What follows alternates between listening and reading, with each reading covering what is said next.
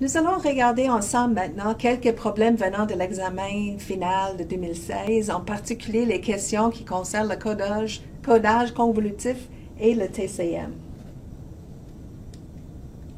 Nous commençons avec le problème 4A qui concerne un encodage, en particulier un encodage TCM.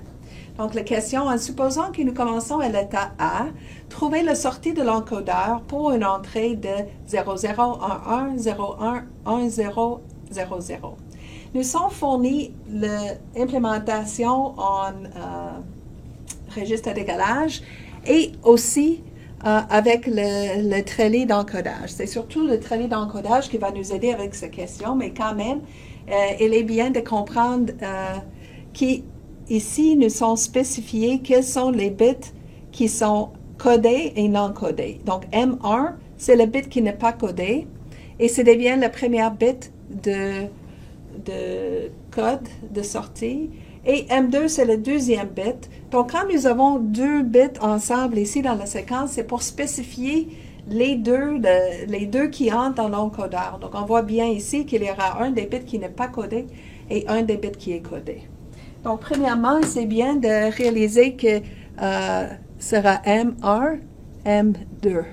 Donc, si on commence avec 00, M1, M2, M1, M2, dans le deuxième temps, sera 1, etc.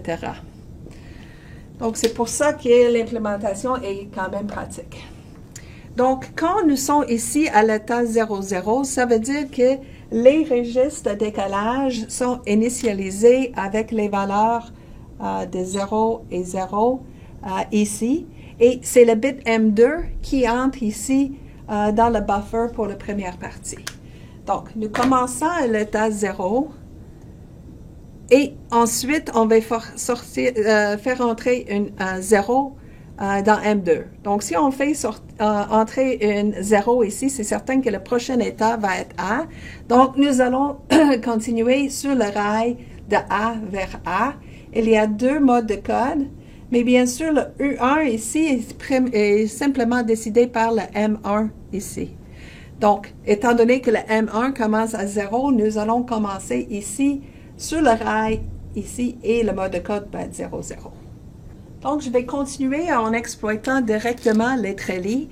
Encore une fois, j'écris M1, M2, M1, M2, pardon, je me décale un peu.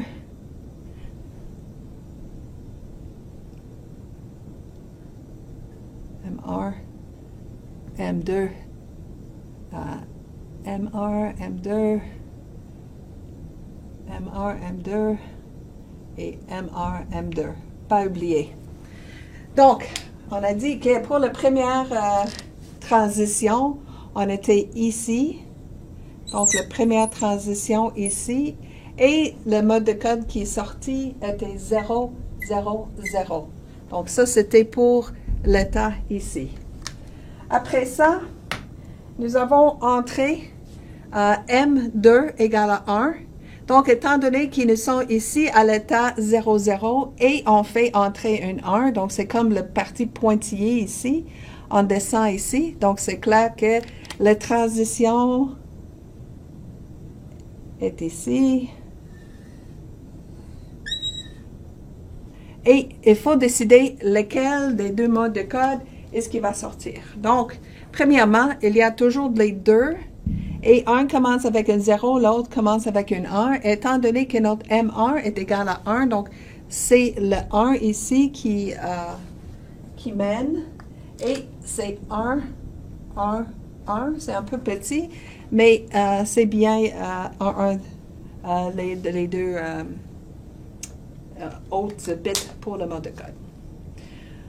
OK, donc nous avons la sortie pour quand ça c'est l'entrée, la sortie après quand ça c'est l'entrée. Et maintenant, c'est une 0, 1 qui entre. Donc, encore une fois, nous sommes à l'état B, qui est l'état 1, 0. C'est ce qui fait entrer est une...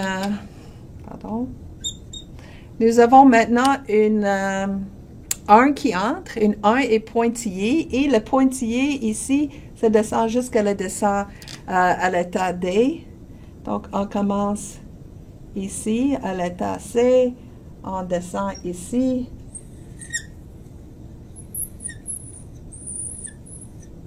Donc, c'est le M1 qui entre.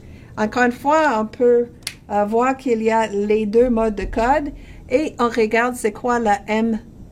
La M1 est un 0. Donc, on utilise le 0 comme la première. Donc, sera 0, le premier bit qui correspond à cette 0 ici. Et le mode de code ici, c'est un peu difficile à lire, mais c'est de 0, 1. Donc, on est prêt de continuer avec la prochaine. Donc, nous sommes ici à l'état D. Et maintenant, nous sommes sur le quatrième intervalle. M2 est égal à 0. Donc, c'est une ligne solide parce que c'est une 0. Donc, 0, c'est rouge. Donc, je passe ici de l'état D vers l'état C.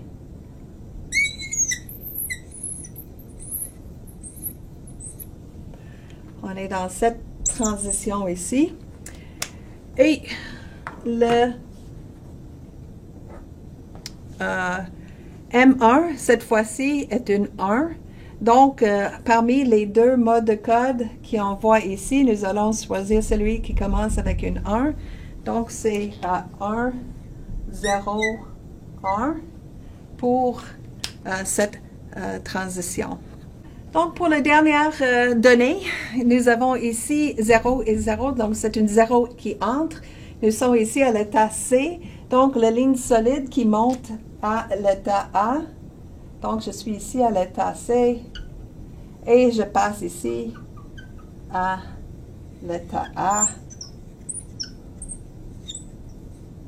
Donc, j'utilise cette rail-là. Et maintenant, je regarde que le M1 est égal à 0. Donc, entre les deux modes de code, je vais choisir celui-là qui commence avec une 0. Donc, c'est le 0, 0, 1, 1 pour cette transition. Donc, il y avait 5 intervalles de temps. On a commencé l'état 0, l'état A, vers B, vers D, vers C, vers A.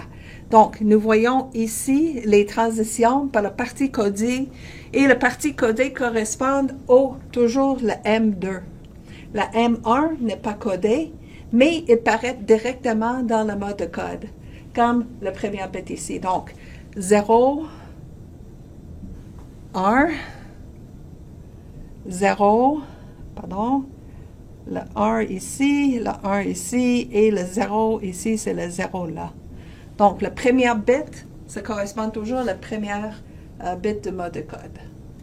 Pour la deuxième partie de problème 4, nous avons ici deux options pour la correspondance entre les bits et les symboles quand nous allons utiliser le 8PSK. Donc, dans la première partie de question 4, on a vu l'encodeur, mais n'a pas spécifié c'était quoi la modulation utilisée avec. Ici, nous voyons que nous allons utiliser le 8PSK. Et pour ça, il y a différentes correspondances, deux choix en particulier. Il faut choisir lequel est approprié pour l'encodeur qu'on vient d'examiner. Donc, pour répondre à cette question, il faut avoir ici l'encodeur pour voir ce qui sont les modes de code sur le même rail. Parce que c'est les modes de code sur le même rail qui sont le plus importants. Donc, qu'est-ce que nous allons faire? Nous allons prendre, par exemple, ici, ces deux possibilités. Et pour le rail ici, c'est 0, 1, 0, 1, 1, 0. Donc, le 1, 0, c'est la partie qui est le code. Et le 0 avant, c'est le bit qui n'est pas codé. Donc, nous allons chercher dans chacun de ces deux où se trouvent ces deux. On aimerait que ce soit le plus éloigné possible. Donc, on aimerait l'avoir sur les points qui sont très éloignés. Donc, on commence ici, on cherche, c'est eux le 0, 1, 0, c'est ici le bit J. Et l'autre, c'est 1, 1, 0, mais ils sont un à côté de l'autre. Ça, c'est épouvantable, c'est pas bon, parce qu'ils sont trop proches. Donc, le bit qui n'est pas protégé, il ne va pas bien agir. On regarde ici, pour le même code, on a E ici et 1 ici. Donc, ici sont loin l'un de l'autre. Donc, ça, c'est bien. C'est exactement ça qu'on cherche pour le TCM. Ça, c'est épouvantable. On n'aime pas ça. On peut commencer avec une autre, juste pour valider. Donc, on peut prendre, par exemple, ici en haut, sera 0, 0, 0 et 1, 0, 0.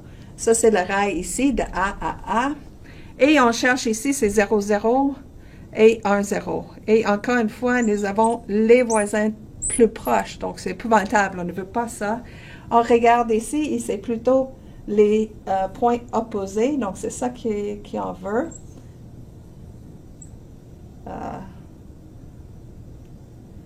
Donc, ça, c'est un bon choix.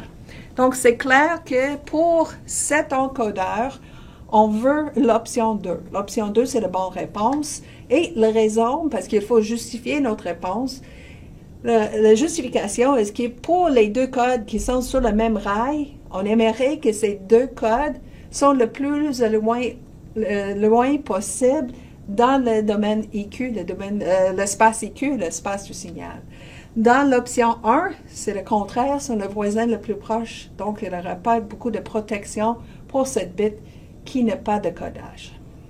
Pour la partie C, ils disent en utilisant le choix en partie B, trouver la séquence des symboles A, B, etc., transmise pour l'entrée des bits.